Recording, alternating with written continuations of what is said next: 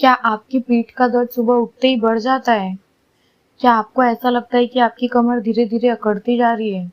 अगर हाँ, तो ये सिर्फ आम कमर दर्द नहीं हो सकता, ये हो सकता है एंकाइलोजिंग स्पॉन्डिलाइटिस, एक ऐसी बीमारी जो आपकी रीढ़ की हड्डी को धीरे-धीरे जकड़ लेती है, जिससे आपकी चलने-फिरने की आज़ादी छिन जाती है। इस वीडियो में हम बात करेंगे इस बीमारी के लक्षण, कारण, इलाज के बारे में, वो भी बिल्कुल सरल भाषा में, ताकि आप समय रहते इसे पहचान सकें और अपना जीवन बेहतर बना सकें। वीडियो को अंत तक ज़रूर देखें। एंकाइलोजिंग स्पॉन्डिलाइटिस क्या है? एंकाइलोजिंग स्पॉन्डिलाइटिस एक ऑटोइम्यून बीमारी है। ऑटोइम्यून बीमारियां ऐसी बीमारियां होती हैं जिसमें हमारा इम्यून सिस्टम हमारी ही बॉडी पर अटैक कर देता है और उन्हें नुकसान पहुंचाने लगता है। एंकाइलोजिंग स्पॉन्डिलाइटिस में हमारा इम्यून सिस्टम अपने जोड़ों और रीढ़ पर हमला करने लगती है। ये बीमारी खासकर रीढ़ की हड्डी के जोड़ों को प्रभावित करती है, जिससे धीरे धीरे जकड़न और चलने फिरने में दिक्कत होने लगती है। इसके लक्षण क्या हैं?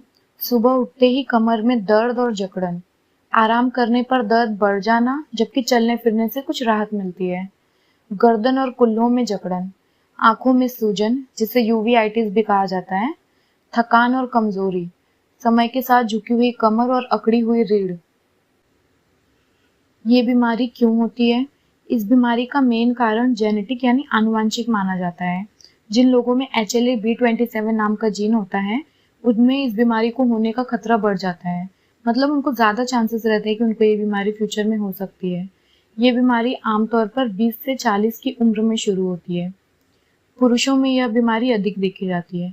मतलब औरतों में भी होती है, लेकिन पुरुषों में इसके ज़्यादा चांसेस रहते हैं और उनको ज़्यादा सीवियर होती है ये बीमारी। मतलब अगर उनमें ये बीमारी होगी तो उनको दर्द ज़्यादा होगा, क्योंकि उनकी इम्यूनिटी स्ट्रांग रहती है। अगर परिवार में किसी को ये बीमारी है तो आपको भी होने का खतरा हो सकता है। मतलब ये बीमारी जेनेटिक है, तो अगर एक पीढ़ी में है तो अगली पीढ़ी में जाने का चांस होता है। इस बीमारी का पता कैसे लगाया जाता है?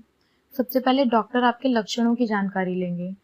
मतलब वो आपसे पूछेंगे कि आपको कौन-कौन से लक्षण हैं, तो उसके हिसाब से वो डिसाइड करेंगे। उसके बाद फिर वो कुछ जाँच कराने की भी सजेशन देते हैं, जैसे एक्स-रे और MRI, जिससे हड्डियों में कुछ चेंजेस हुआ है या नहीं, वो देखते हैं। और दूसरा है ESR और CRP, जो शरीर में सूजन को दिखाते हैं। और तीसरा HLA-B27 टेस्ट, जिससे आनुवंशिक कारणों की पुष्टि होती है। मतलब आपको जेनेटिक अगर फैमिली हिस्ट्री में किसी को है तो वो देखेंगे कि कंफर्म करेंगे HLA-B27 टेस्ट करा के कि आपको भी ये जीन है क्या। अगर आपको ये जीन है तो आपको ज़्यादा चांसेस हैं बीमारी होने की। इस बीमारी का इलाज क्या है? इस बीमारी का कोई स्थायी इलाज नहीं है।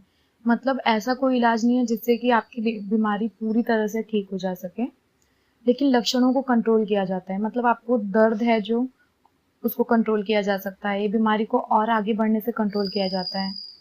तो ऑप्शंस क्या हैं ट्रीटमेंट के?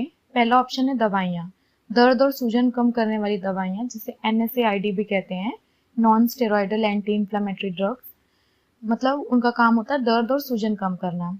अगर लक्षण गंभीर हो तो बायोलॉजिक्स दवाइयाँ जैसे TNF ब्लॉकर्स दिए जाते हैं।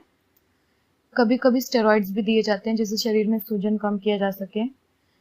फिर फिजियोथेरेपी की सलाह देते हैं डॉक्टर। रोज़ाना हल्की स्ट्रेचिंग, एक्सरसाइज, सही पोस्चर को बनाए रखना बहुत ज़रूरी है। योग और स्विमिंग से बहुत फ़ायदे होते हैं। अगर आप बैठें तो सीधा बैठें, पोस्चर को अपनी सीधा रखें ना। तो अगर पोस्चर का ध्यान नहीं दिया जाता इस बीमारी में तो रीढ़ की हड्डी जो आगे की तरफ झुक जाती है और पेशेंट का कुबड़ निकल जाता है। फिर लाइफस्टाइल में बदलाव, स्मोकिंग बंद करें, फिजिकल एक्टिविटी करें, वज़न को कंट्रोल में रखें, हेल्दी डाइट लें। ऐसे लाइफस्टाइल में मॉडिफिकेशंस कर सकते हैं जिससे इस बीमारी को कुछ हद तक कंट्रोल किया जा सकता है। एंकाइलोजिंग स्पॉन्डिलाइटिस के इलाज के साथ साथ कुछ बातों का ध्यान रखना बहुत ज़रूरी है। सबसे पहले झुकाव से बचें। रीढ़ की हड्डी पर ज़रूरत से ज़्यादा दबाव न पड़े, इसके लिए सही पोस्चर बनाए रखें। मतलब अगर आप बैठ रहे हैं तो सीधा बैठें, झुकने वाले काम नहीं करने चाहिए इस बीमारी में। दूसरी बात, सही गद्दे का उपयोग करें। मतलब ऐसा गद्दा चुनें जो पीठ को पूरा सहारा दे, यानी थोड़ा सख्त, फर्म गद्दा। तीसरी सलाह, पोषण युक्त आहार लें, हेल्दी डाइट लें। ऐसी डाइट जो सूजन को कम करे, जैसे फल, हरी सब्जियां, ओमेगा 3 फैटी एसिड। और अंत में तनाव से दूर रहें। तनाव भी सूजन को बढ़ा सकता है। इसके लिए स्ट्रेस कम लेना चाहिए। स्ट्रेस से भी ये बीमारी फ्लेयर अप होती है, मतलब बीमारी और आगे बढ़ सकती है, इसलिए स्ट्रेस का भी ध्यान रखना बहुत ज़रूरी है इस बीमारी में। अंत में मैं आपसे यही कहूँगी कि एंकाइलोजिंग स्पॉन्डिलाइटिस एक कॉम्प्लेक्स लेकिन संभाली जा सकने वाली बीमारी है। अगर समय पर आप इसके लक्षणों को पहचान लें और अपने रूमेटोलॉजिस्ट से कंसल्ट करें तो लाइफ नॉर्मल हो सकती है। याद रखिए, जल्दी पहचान बेहतर इलाज।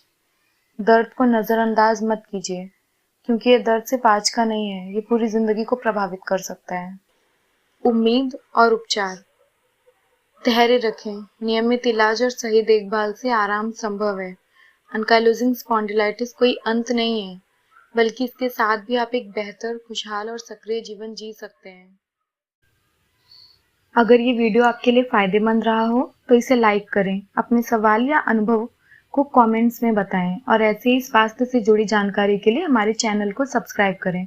मिलते हैं अगली जानकारीपूर्ण वीडियो में, तब तक स्वस्थ रहें, खुश रहें।